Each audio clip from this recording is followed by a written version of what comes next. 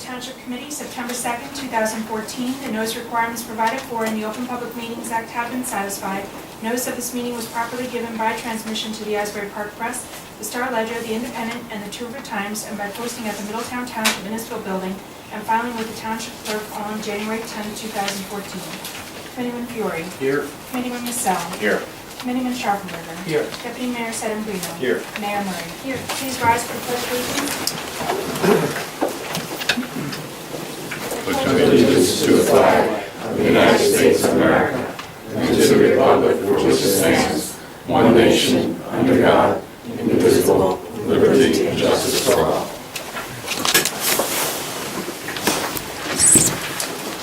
At this time, I'd like to ask for a moment of silence to honor the troops serving worldwide, defending our freedoms, constitutions, and way of life.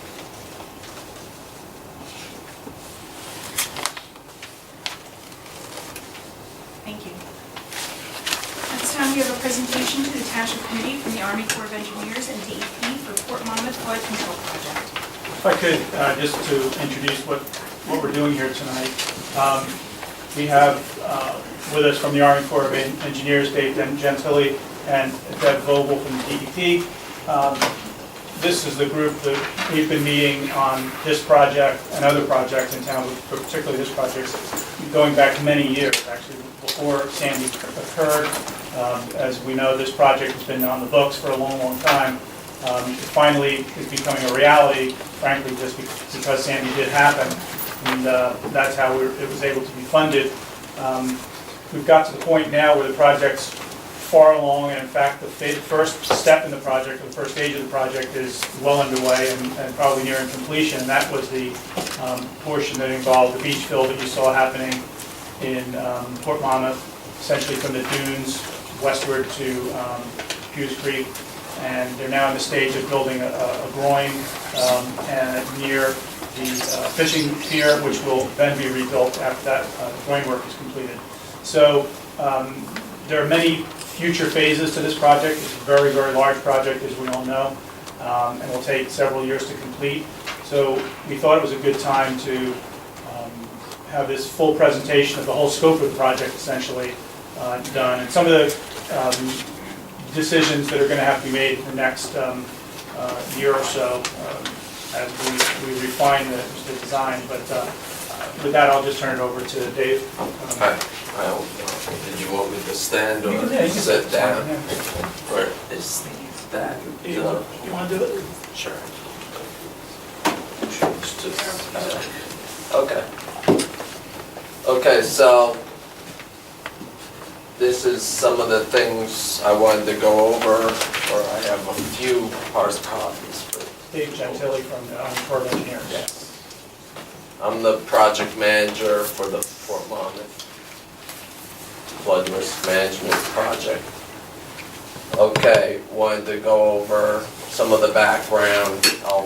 Since most know about it, I'll just skim through a number of slides. But basically, where we are now, what phases and what to expect in the future, and our schedule.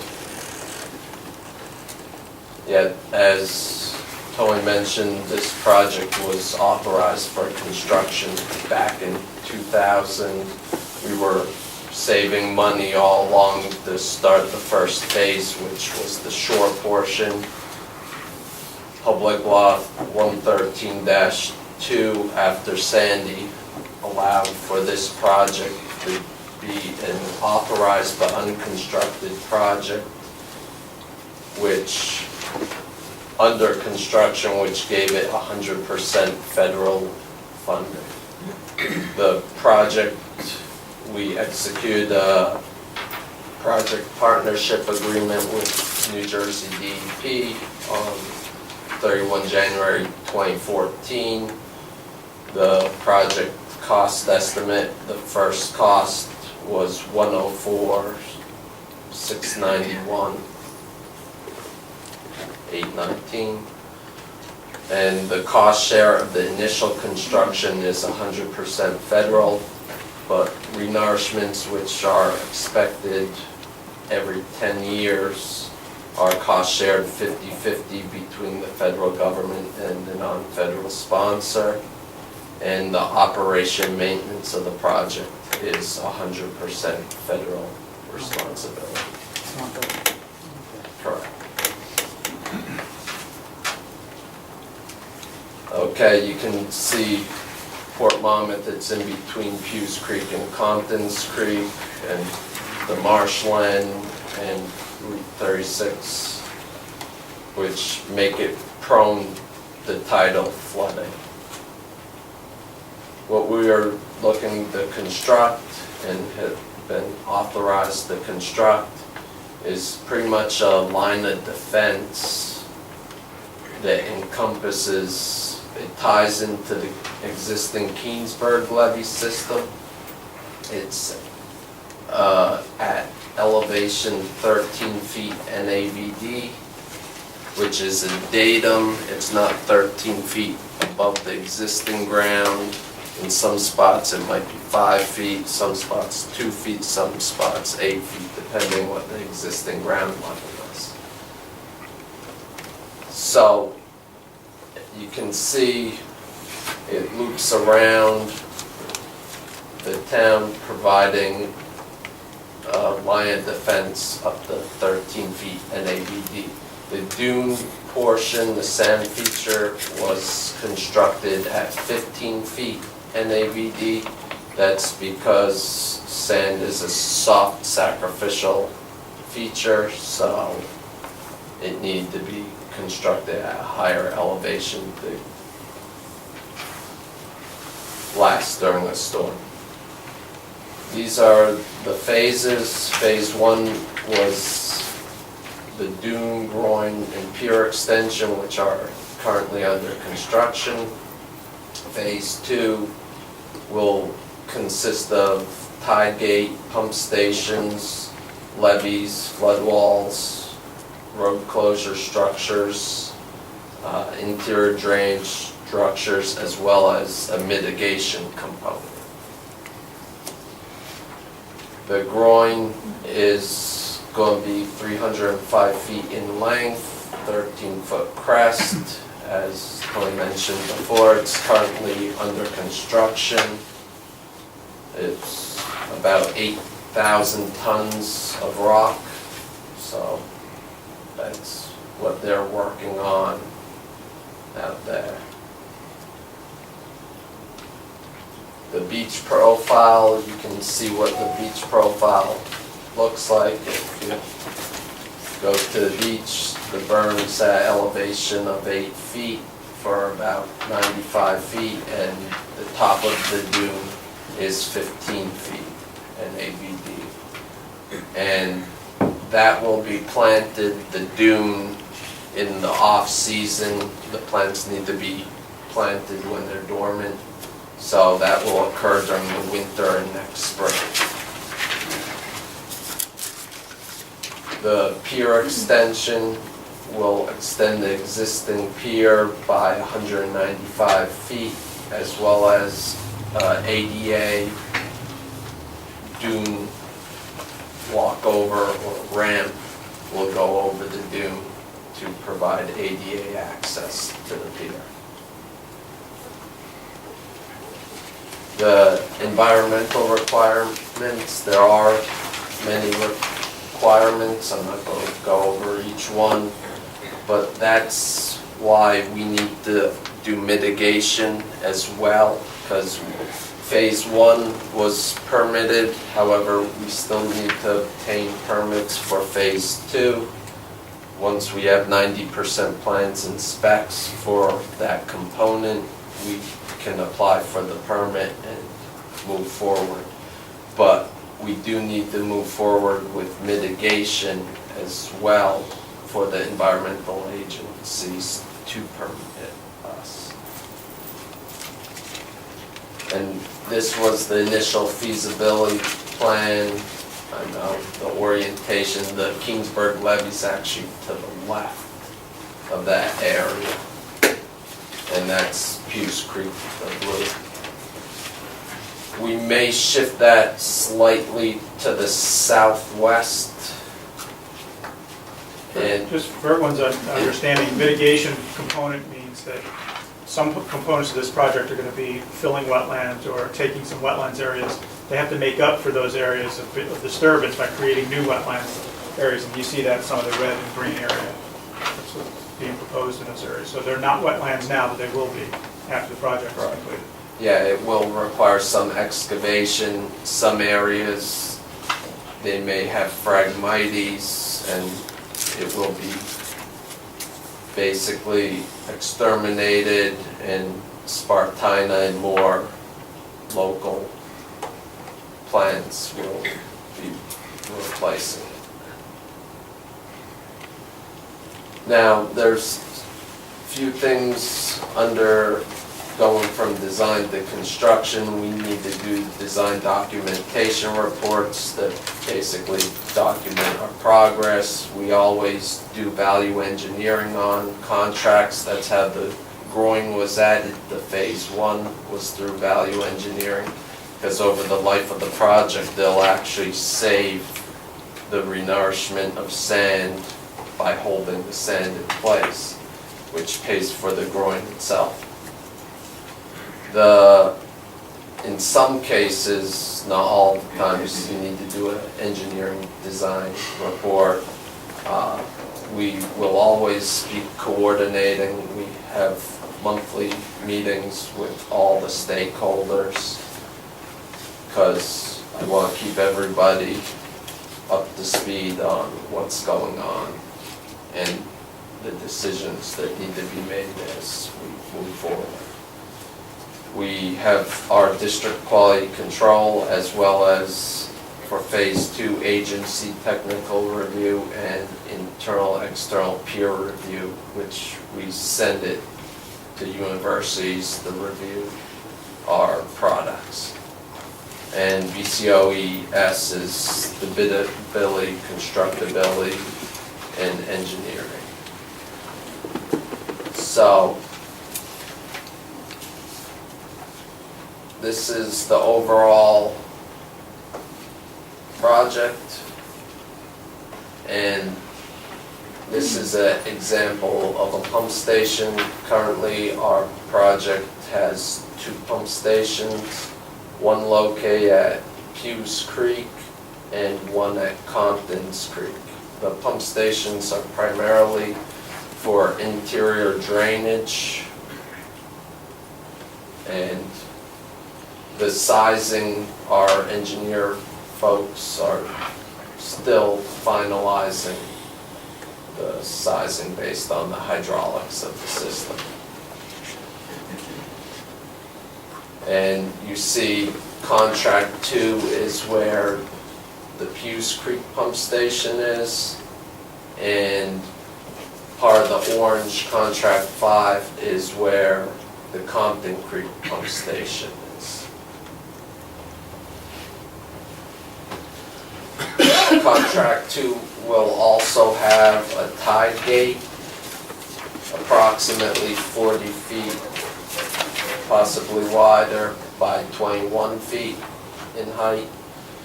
Now, we have recently completed the value engineering of this, and we considered the below gates, stop logs, Obermeyer gate, which is basically closes from the bottom up. It inflates or has a hydraulic ram to lift a large piece of steel. Tainter gate, which is curved, but it raises up similar to a lift gate. Sector gate, which is 2 large semicircles that are off to the side and they shut. Roller gate, that's similar to the Keensburg gate, that it rolls across the creek. And the swing gate, those are 2 arms that swing shut. And the relative total first costs for the tide gate, we looked at, the most effective option was the vertical lift gate. The vertical lift gate and the Terran gate were the two most cost-effective options. When we compared them, there's a chart of basic first costs, and what was included were the large costs. Didn't go into the nitty-gritty of the cost of each, but the general, based on the footprint, how much dewatering would be needed, the concrete, the weight of the steel, the size of the gates, and as well as it was looked at whether carbon steel versus stainless steel, which would be most cost effective, because we're looking at saving. I know that the non-federal sponsor is responsible for O&M, so we want this project to last as long as it can, so we want to provide the least operation maintenance cost as well. And it actually turned out to be cheaper overall to have painting cycles versus the stainless steel. It was very close though. You can see the top two right numbers, about less than 400,000 difference, and that assumes painting every 3 years. However, that's probably on the generous side. It probably won't need to be painted as frequent because this gate will be out of the water, which is an advantage of the vertical lift gate. You can see the costs of the sector gate and the rolling gate were significantly higher. This is a rendering of the vertical lift gate.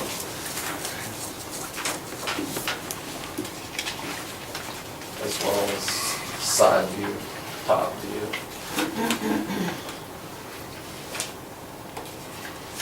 Some of the advantages of this gate are the low first cost, simple fabrication and installments, two 10 by 24 segments.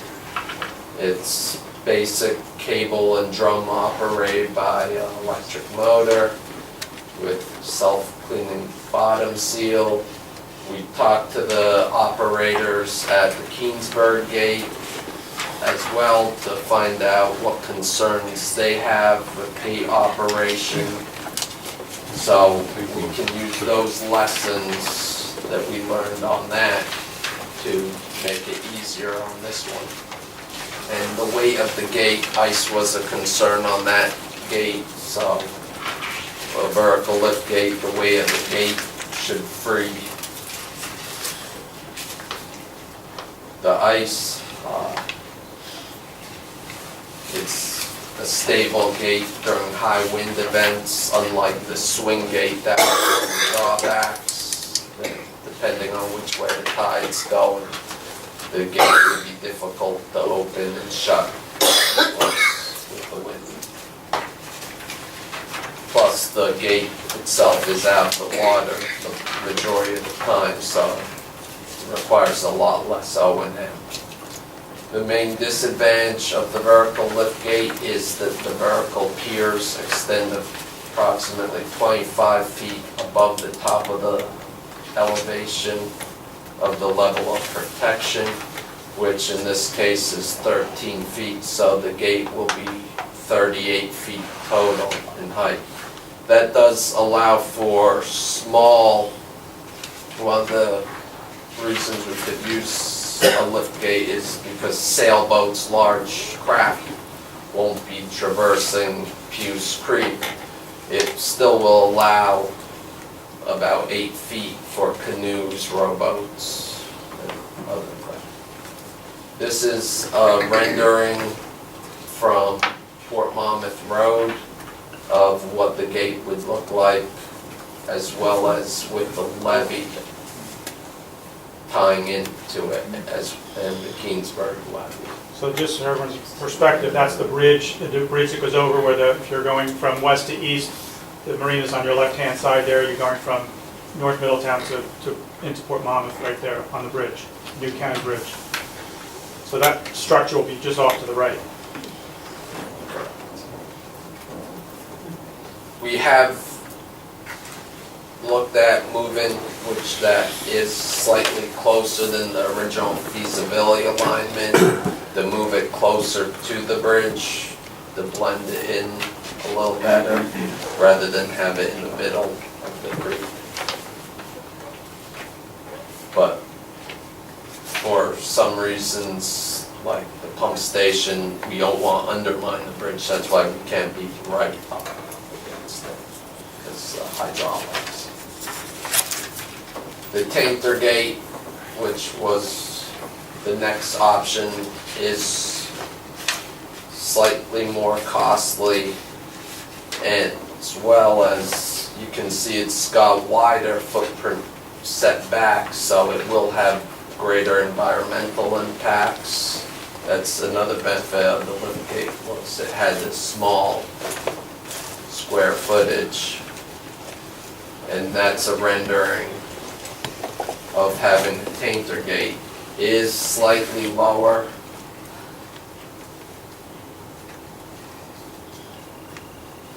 It's 17 feet above the top of the elevation of protection versus 25 feet, but it does have more complex framing. You can't take the piece off-site to have painted if necessary or repaired. Would be a more costly repair. Sometimes simpler is better. It doesn't have, this has those two trunnions, which are the pins it rotates on, and it does operate pretty much like a lift gate with a cable and drum lifting it, and it would be at the water as well, which is an advantage. But right now, we're looking at proceeding with the lift gate. Jacksonville District is the one doing the actual design of the gate. Because we're looking at completing this project in the most timely manner possible to finish it. So we're using all the resources we can get to finish it. Now, the levees are the next feature. The Keensburg levee is very similar to the type of levee we would use. Right now, there's approximately 7,275 linear feet of levee, which will be constructed also at elevation of 13 feet NAVD. One thing with levees is from the toe of the levee, you are required to have 15 feet of vegetation-free zone. This is for both inspections, access, and so tree roots and other plants don't compromise the levee. That's an example of a levee up at Boundbrook that was constructed, and the picture on the left was Irene, and the picture on the right was when it was dry. And that was constructed after Floyd, that was the new levee? Correct, yes. Now, you can see the locations of the levee. Pretty much the eastern end has a large levee system. There are smaller segments of levee by the pump station and the closure gate at Pew's Creek. But when we have enough space, levee generally is more cost effective to construct.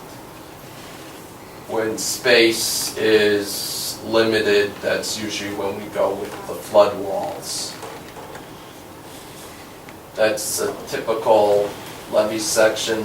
This is an old drawing though. At the time, it only had 10 feet permanent easement for the vegetation-free zone, and it currently is 15 feet.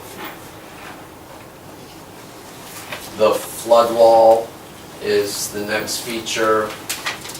There's currently approximately 4,352 linear feet of flood wall. We're looking to construct a flood wall itself out of the ground. It's about 18 inches wide, depending, but the footers take up more space, but they're temporary impacts.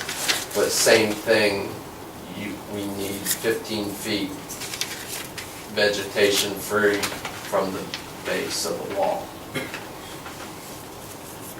And the large areas of flood wall are along Fort Monmouth Road, as well as Route 36.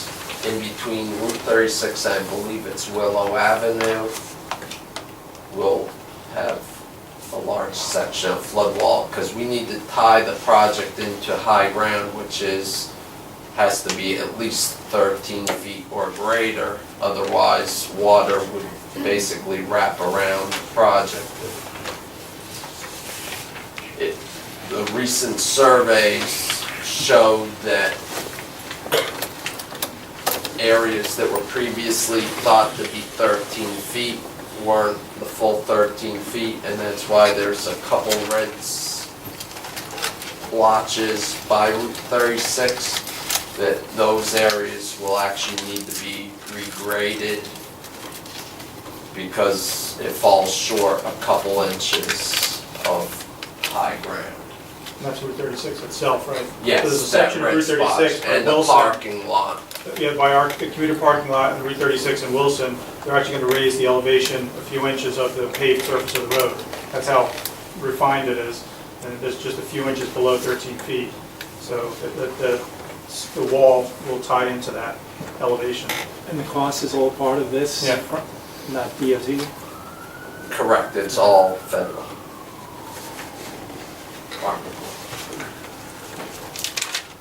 Now, also flood walls, this is an example of the cross-section of a flood wall. And we understand we want to try to make it as aesthetically pleasing to look at as possible. That's why we requested some thoughts, or this is a flood wall, also in Boundbrook, part of the Greenbrook Flood Control Project. During Irene, on the left, it shows that's a much higher flood wall. It's probably about 10 feet, if not more. And it held back the water of the Raritan. Now, these were some of the different examples that I previously sent out to ask on feedback, what people have done with flood walls and some of the walls that we might be able to construct. If we make it a flat flood wall, could have artists that paint them, or there's different patterns that can be embossed. The bottom right actually isn't a flood wall, it's actually a retaining wall.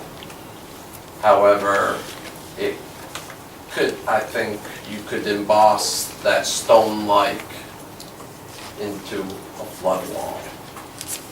And there's some stone that was embossed in the flood wall in the top right.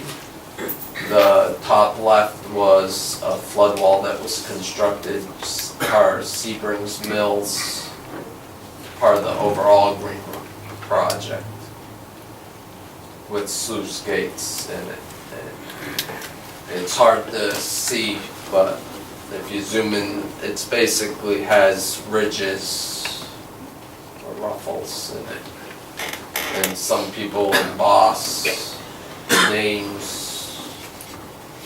But yeah, we're actually in need of a final decision from our non-federal sponsor so our engineers can move forward with the design.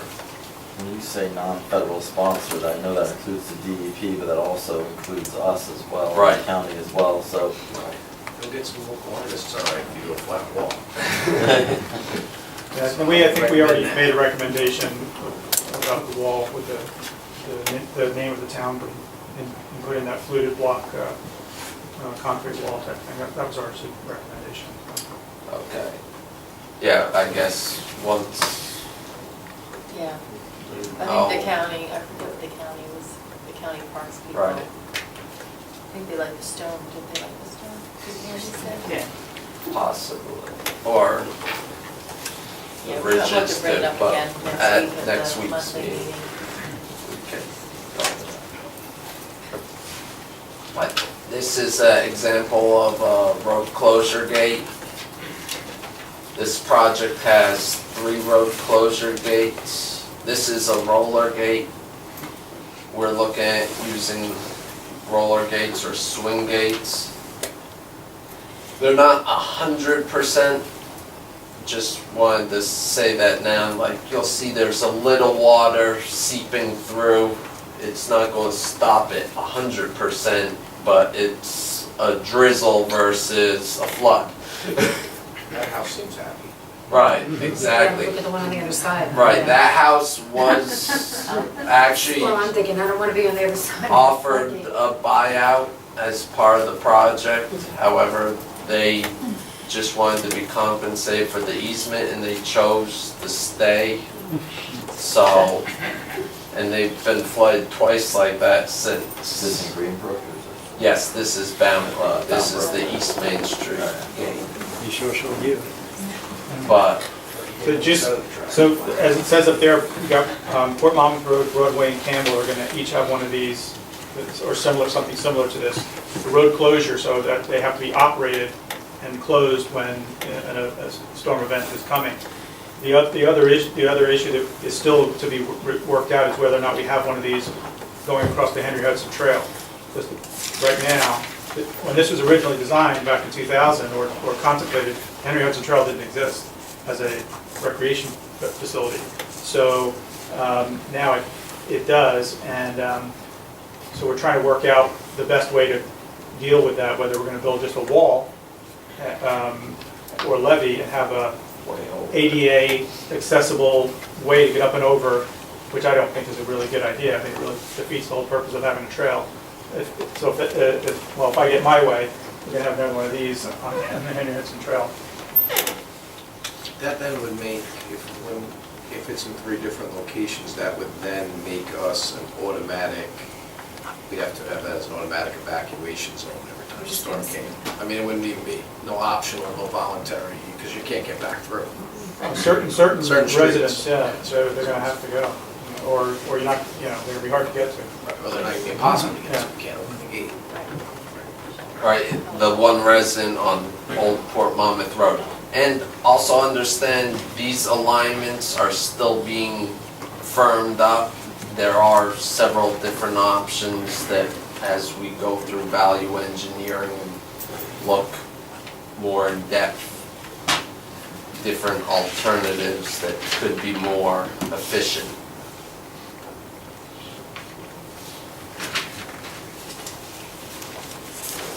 So you see Broadway, Old Port Monmouth Road, and Campbell is the locations of these gates.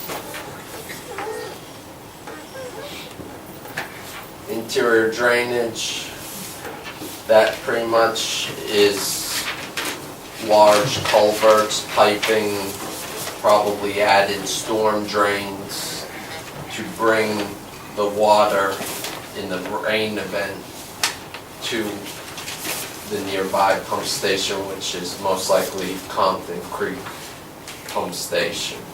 So residents in some areas may experience inconvenience. We might need to go through a yard to run a pipe or a culvert, and those residents are usually compensated when we get the easements. And as with all these features, if we do go through private property, our real estate division needs to get involved. Once we have the final footprint, we have appraisers that need to appraise the property. The real estate division basically offers them the funds for the use of the property. That's So in this area, as we have it today, X major storm, we are plagued with tidal flooding, whether it's new moon or, super moons or just, kind of storms off the coast that push water in. So that would, these interior drainage designs would alleviate that for that, the area encompassed, which is the area that we're talking question. Or the big thing is the tide gate would be able to alleviate the high tide events. And that's one thing, it was up in the air whether that second pump station was necessary, because it would be for pretty much only needed for the large, heavy 500-year rain events, as well as in combination of a high tide, as well as if the levees actually are overtopped, to some extent it can help. But we're looking at, we're checking with the environmental agency that having the pump station, you might not need to close the gate as frequent, because right now, basically to get the storage capacity of Pew's Creek, you would need to close the gate at low tide in advance of the rain event. Which is what we have currently, like Ted, with what we're doing now with our little. On the one section, That's small section. Small sluice gates, right. This would close off the mouth of Pew's Creek. However, we think that the environmental agencies will like us having a pump station more, because then you wouldn't need to preemptively shut the gate. You could wait till, okay, wait, tide is high, we're starting to get rain, shut the gate, and then the pump would be able to keep up with the rainfall. Township would also with that. Right, and that's why I expressed then, as of now, that's how I see us moving forward. So, those are some of the interior drainage features. A lot of times, sluice gates, flap valves, the top is a sluice gate, which is basically a miniature lift gate. And the duckbill on the bottom is a form of a flap valve. And we'll need those where we have penetrations that still need to drain going out. Usually they're in combination. And there's one spot that we need to discuss internally by contract 3, that water needs to flow both ways. So we're looking at potentially shifting the flood wall away from the road. However, that needs to be a team decision with the county, the municipality, non-federal sponsor, but right now the Corps would recommend it. Plus, it might add protection to an additional resident. So, that's the overall project again. Now the schedule, I've been reporting to everybody that we could complete the project by 2020. Right now, we've been pushing hard to make good progress, and probably by late 2018, it's possible if everything goes right that we could be complete with construction. I'm still reporting to the public that 2020, we could have it done, but it could come sooner. Mainly because we do need very timely decisions to be made by everybody, so not to add time to the schedule, because that 2018 schedule is very optimistic, and you know, with construction and permitting, things are tough to stay right on schedule, and to Especially in understand. this one too, there's a lot of land acquisition in this. You know, we haven't started to get near it yet, you know, for the wall and the levee. Right. So, you know, just And real dealing with estate. utility companies. Will you be able to keep us in the loop if you're having, if there's delays in permitting? You know, will you let us know that we're having, there's a delay with this permit? So maybe- Oh, yes. Yeah, definitely, Particularly state- Tony, our regular PDT meetings. Okay. Anything, I want everybody to be aware, because you might have a contact at Right. PSE&G or somebody that you can call to expedite. I know that's what we've done at Bambrook. And it The helps town us- was very helpful in providing those points of contact and making the contacts themselves. Right, to help maybe with the permit, but also so we can speak intelligently to people when they're asking us what the status is. So, Right, we know. exactly. Yeah, anything slippage from contract to contract. Because right now, the next 3 contracts we look at doing, which are currently under design, are the mitigation, the contract 2, which is that lift gate and pump station with small segments of levee, and contract 3, which is the flood wall. So basically the western end of the project. And we're moving forward with that first because that tide gate and levee on the west end, it's possible that it could provide maybe not much, but some in terms, because you'll still get the flooding from the Compton's side, but it might alleviate some. But yeah, so the need to obtain the phase 2 permits, that was optimistic scheduling as well.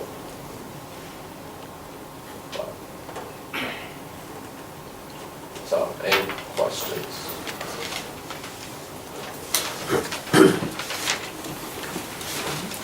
Thank you. I appreciate you coming.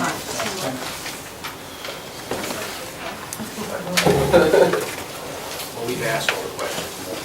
Yeah. I'm not gonna ask them again. So I guess you got the answers too. But, Till the next curve. yeah.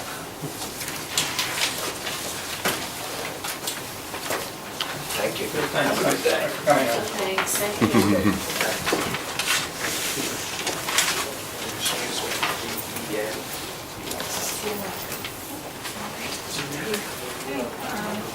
The next item on tonight's agenda under known action items is public hearing for ordinance 2014-3115, an ordinance authorizing four-way stop intersection at Market and Patterson Streets. Is there anyone wishing to speak to 2014-3115? Seeing no members of the public wishing to speak to 2014-3115, I move to close the public portion now. Second.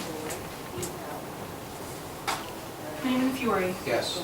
Committeeman Mansell. Yes. Committeeman Sharpenberger. Yes. Deputy Mayor Stanford. Yes. Mayor Murray. Yes. Motion carries to adopt this ordinance on second and final reading. Our next ordinance for public hearing, 2014-3116, an ordinance authorizing a midway crosswalk for Church Street in Middletown. Anyone wishing to speak to 2014-3116? Seeing no members of the public wishing to speak to 2014-3116, I move to close public portion and adopt. Second. Committeeman Fiore. Yes. Committeeman Mansell. Yes. Committeeman Sharpenberger. Yes. Deputy Mayor Sedambrino. Yes. Mayor Murray. Yes. Motion carries to adopt this ordinance on second and final reading. At this time, I'd like to ask the Township Committee to adopt a consent agenda, which would include 14-229 through 14-234. Second. Committeeman Fiore. Yes. Committeeman Mansell. Yes. Committeeman Sharpenberger. Yes. Deputy Mayor Sedambrino. Yes. Mayor Murray. Yes. Motion carries to adopt the consent agenda. This time, we have Resolution 14-228, a resolution authorizing payment of bills for September 2nd, 2014. So moved. Second. Committeeman Fiore. Yes. Committeeman Mansell. Yes. Committeeman Sharpenberger. Yes. Deputy Mayor Sedambrino. Yes. Mayor Murray. Yes. Motion carries to adopt Resolution 14-228. We have agenda items for September 15th, which include certificates of appreciation proclamations, approval of minutes for July 2014, consent agenda for resolutions, bingos, and raffle applications, and firefighter applications. For tonight's discussion, we have resolution authorizing release of letter of credit for Crown Tire and Langen. What is releasing credit? So I can provide an update. That was a project that received approval approximately 10 years ago, and they have asked for release. They are not moving forward with the project. They indicate they had difficulty obtaining DD permits. Never heard that one. We have Monmouth County Open Space Grant. The committee's aware the deadline's coming up. We're carrying those next, I'm sorry. The deadline's coming up the middle of this month for the open space grant. We talked about some different ideas about where to apply. And if you didn't recall, we had been discussing with the Board of Education a couple of possible field projects. I don't think we've settled in on anything. So one of the suggestions to consider would be whether or not we want to move forward. We're going to consider a second synthetic turf field in the future, is to consider Croydon Hall, since the football field is already there, and we already have plans that were done a few years ago for it, so we're kind of far along in the design process on that. But this is the Monmouth County Open Space Grant, which is up to $250,000 towards either the acquisition or the construction of a recreational project. Is that a match or? Well, it's $250,000 towards it, so the cost of the project would be more than that. So, I mean, that's I would suggest if we're going to move forward, because we don't have a lot of time, if we're going to move forward with an application, that's probably the most logical place at this point to submit an application for. It hurts to submit the application. Doesn't mean that we're going to be selected, but at least gives us the option to defer our option if we choose. Yeah, and it gives you, if you're successful, you still have a couple of years to actually get the project going.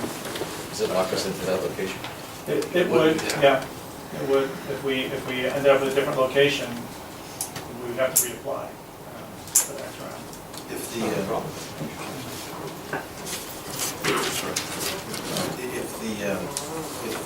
we were approved, would we be committed to the project? Committed to execute the project as applied for? Not committed to the project. No. You wouldn't get the money. They'd be They only allocated give something them, else. yeah, they only give the money after. It's a reimbursement. It's a reimbursement. Yeah, it's a reimbursement. Okay, we have miscellaneous paving and construction projects. This is a bid I wanted to advertise, have a contractor on hand to handle just miscellaneous paving, sidewalk, drainage projects that come up through the course of the year. Usually we're able to tack them on a project, a current road program.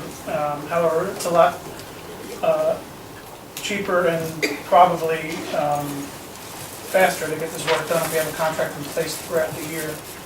This would likely be a 2-year contract to have a contractor standing by to do this kind of work when we need them. These are all unit cost, Ted? The unit costs, right, unit costs for different ranges of unit prices. Gives us the ability to react and respond if a particular bad spot pops up, rather than say, gee, we'll try to get it in next year's plan. But it's a manageable size project. We can get on it right away with these, rather than have to tell people to wait. The way that the bid is being procured is the unit cost for year one the same as the unit cost for year two? Or are you asking for two different costs? And that will be the same for the 2-year period. Okay. And this is mainly in response to a lot of the problems we have with the roads being damaged from the weather the last couple of years. When spring comes around, we have a lot of, road work that's being done. And we've been able to do a lot of it through the regular road program, but this would help us get on a few major issues that come up every now and again. Okay, we have the zoning ordinance amendment from Bayshore Village. Yeah, the reason this is on there is that, as you know, Bayshore Village, which is a senior citizen housing complex in Fort Monmouth, had a lot of damage as a result of Sandy. 4 entire buildings are empty and not repairable. And most of the remaining units, which did receive some damage, have been repaired, but they are below the base flood elevation. They're not going to be compliant with flood insurance requirements going forward. And the reality of the project is not really feasible to exist as it is now. You can imagine that since these are all slab units, they're bungalow-style units, their flood insurance will be unimaginably expensive in a few years when the flood insurance rates start going up. So the reality is that the project is going to have to be replaced and rebuilt with something else on site. The board there has been working with a new management company. They've been working with a potential developer looking to do most like a tax credit type of financing project. And if they do that, it's going to be a very different looking project than it is now. And as you can imagine, the zoning regulations that are in place for when that was built aren't going to work for a modern, maybe a single building type of facility.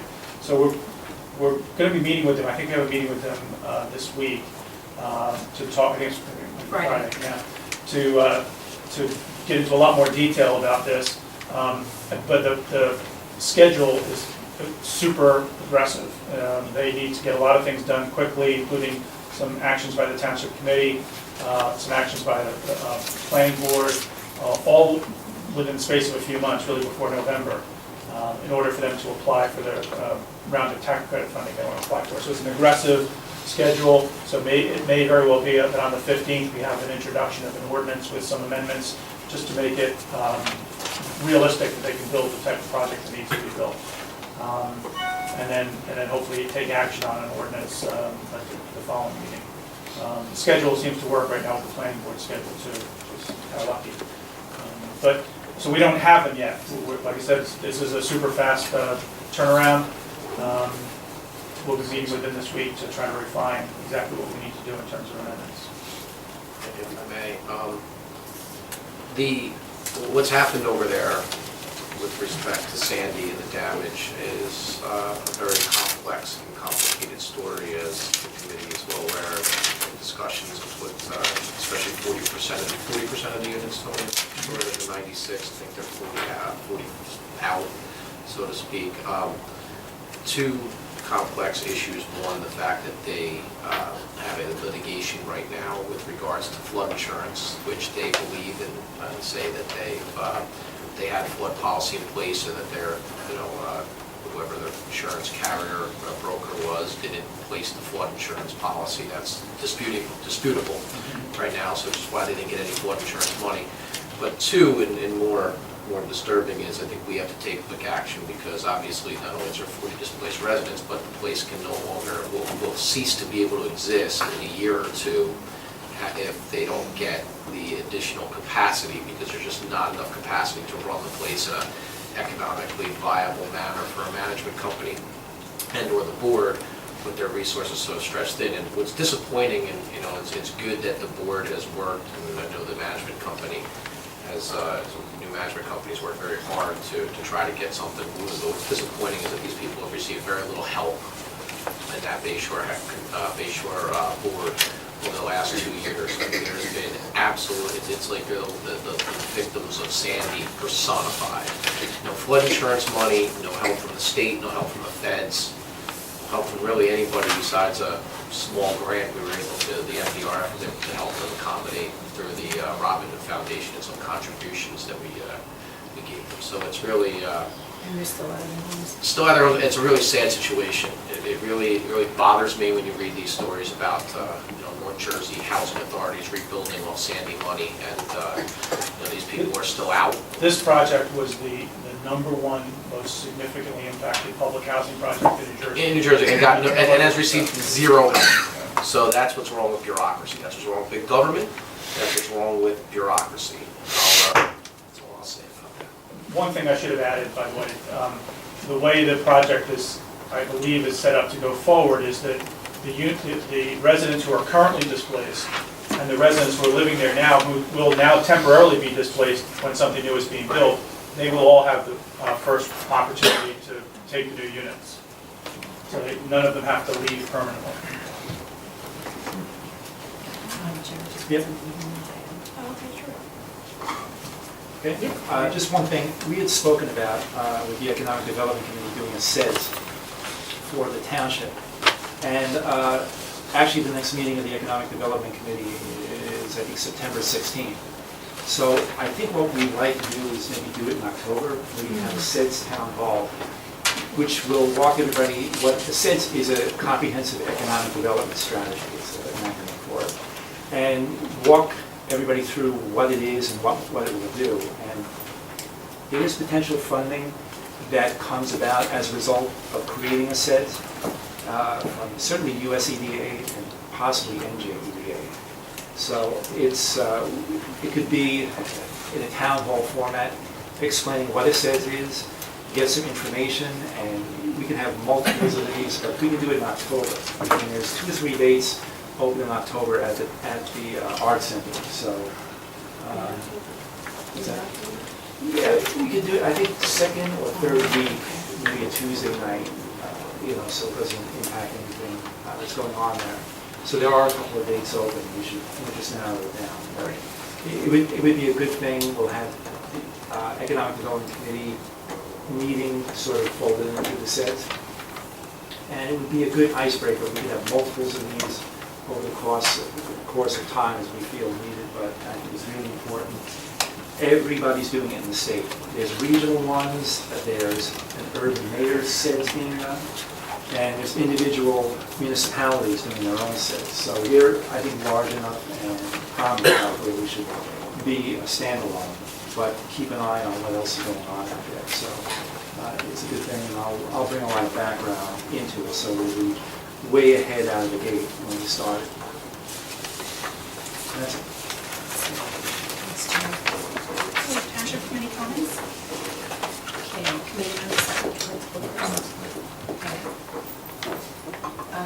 Sure. Yeah, sure. A couple of things. Last Tuesday, the 26th, was the last free concert at the Art Center, and I'm convinced God's a Pat Benatar fan because the weather was perfect. So it was outdoors, and it was magnificent. Great turnout, and it's a really nice way to end off the series. Also, there was a 30-acre project done by the Boy Scouts in Horsey Park. It's the Cotton Tract. Do you know? Okay. Named, I guess, after the owner who the township acquired the property from. And they did a phenomenal job. In fact, it's in better shape than it was before Sandy. So they deserve a lot of credit. And 30 acres is no small feat to pull that off. So they really deserve a big pat on the back. Speaking of pats on the back, Colleen Lack to my left here, the administration of the township audit, I think it was really, to my sort of novice eyes of audits and things like that, very impressive, the minimal amount of comments we got and the degree of difficulty in solving. And what was impressive to me is that some of the comments really didn't have anything to do with us directly. It was entities that we have to deal with. So it was very impressive. He did a great job, and, you know, something that complex and that involved to come through without any comments is almost impossible, but to come through with the minimal comments that we had, you deserve a big shout out for that. That was really good to see. Everybody should know that. That's sort of the inside baseball that we know about, that people in the streets there at the soccer fields don't get to hear, but they should really know what a great job you guys do here, and for them, it really means a lot to us. And finally, our 9/11 ceremony is a week from this Thursday. And it never gets any easier, and I think this year it's going to take on extra significance with what's going on, and very, very scary times.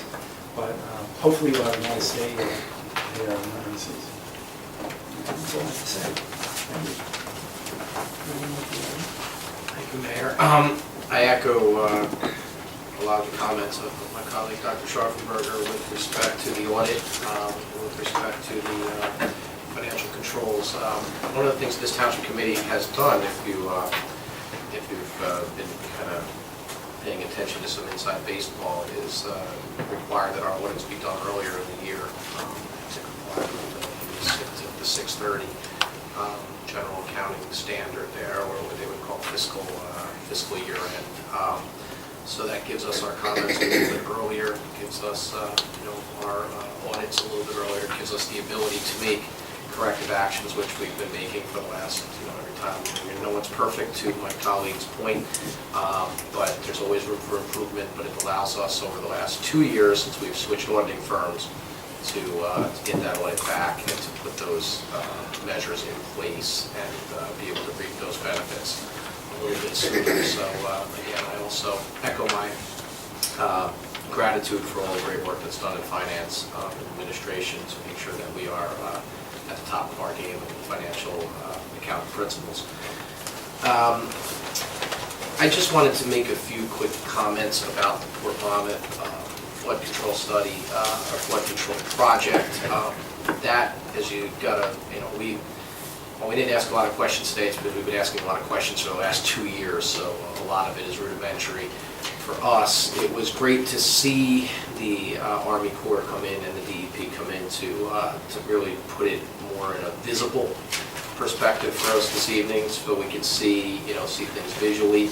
I'm the kind of person who can't even paint a room or move any furniture around, so I have no visual concept. But that definitely helped me from a perspective to see the different types of walls and things of that perspective that are going to come into play. And I think it's I've said it once, I'll say it again, an extremely important project for not only Middletown, not only Port Monmouth and the region itself, but an important project because we can never allow what happened, we can possibly prevent it from happening again. And as we rebuild, it makes sense to rebuild stronger. So, with that, I think there are still a lot of roadblocks and hurdles to go with respect to flood insurance, and we've had a meeting recently at the library with the Army Corps, committee itself. Was in attendance with me, with the Army Corps and the Congressman Smith and Pallone's office, a number of other township leaders in our administration, talking exactly about the North Middletown study. And I think the hardest thing is getting all of these FEMA-related agencies to be on the same page. And unfortunately, I think we're shown a hand sometimes on how the right hand and the left hand in the same building sometimes both go which direction they're going in. So we'll work hard to make sure that these improvements, both in North Middletown and Port Monmouth, accurately reflect flood insurance policies, because that's also a very, very big and important part of the fight that we must continue. And finally, with respect to 9/11, as Dr. Sharper said, a very solemn day, a silent tribute that we will pay our respects to those lost, our 37 residents, plus everyone lost not only on that day, but over the last decade fighting for our freedom and way of life. And it doesn't get any easier, but it's certainly a time for us to reflect. So, thank you, Mayor. Thank you, Mayor. Other than want to lend my support to the comments of my colleagues prior to me. I have nothing else to say. Thank you. I do have a few quick things to mention. I had the opportunity to sit with the chief this week with administration, and he's got a lot of great ideas, our new police chief, and looking forward to implementing one of the things we discussed here at this table, which was the neighborhood of the week or month, however we're going to translate that program, where we're able to highlight a neighborhood for police enforcement, code enforcement, administration, and township community relations. So that's something I think we're all going to be looking forward to getting a little bit, getting that going. Again, I'm not going to belabor the point, but I give a thumbs up to Colleen for the audit and everybody, just another tremendous job that you've been doing since you got here, so really proud of that. I just want to make a personal remark about the Port Monmouth project. I think we've all said it here tonight and time again. It's just sad to me that we needed a Hurricane Sandy in order to get this project funded, and it's just sad, but optimistically, better late than never, and I think we can all have a little bit of relief now that we know that this is well underway. The last thing I want to say, I'm going to leave it on a high note again. It's Middletown Day. We're going to have fireworks that night for the first time ever. And just let everybody know to keep it on your radars at the end of the month. It's the 27th, right? Saturday the 27th, so get ready. Okay, with that, I think we're going to open up to public comment. Are there any members of the public wishing to speak? Hi. This is Carolyn Schwabel, Hamilton Avenue in Leonardo, and we're mentioning about the Economic Development Committee, and I noted the PR about the business survey, which I think is a good idea to find out what they need and what's happening to them. And I had a question on the part which talks about needs and opportunities, number 20, and it says something about snow removal and weather.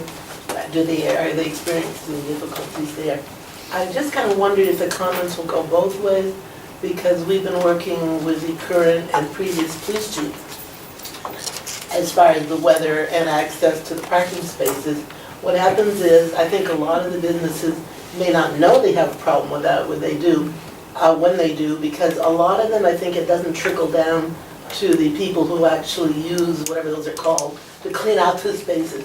And it ends up, all the snow, for some reason, then sometimes you're on the edge, gets dumped in those accessible parking spaces, and it's very difficult to use them. We've gone individually to some businesses and the previous chiefs. Ms. Schubel, can I just ask a point of clarification? You now reference what we've been working with. Can you expand upon we, the township, we? I'm sorry, I didn't hear you. I'm sorry, you've twice referred to we have been working with these businesses. So are you referring to we? Okay, thank you. Yeah, in particular, some other people that have complained to it. But it is, both township, that state and federal regulations. And the businesses may not know, we might want to tell them, but I think it's up to like $500 a day now for each parking spot that is not cleaned out within 24 hours. So it's a big deal. We actually were aware of that. In fact, it really isn't directly related to the business survey, but we've already discussed with the police department, and this year we're going to put out advisories before the winter starts. Just remind you, because I'm sure a lot of small business owners don't actually know the rules about that, and there are severe penalties for it. So we're going to put out an advisory and tell people not to plow their snow into handicap parking spaces.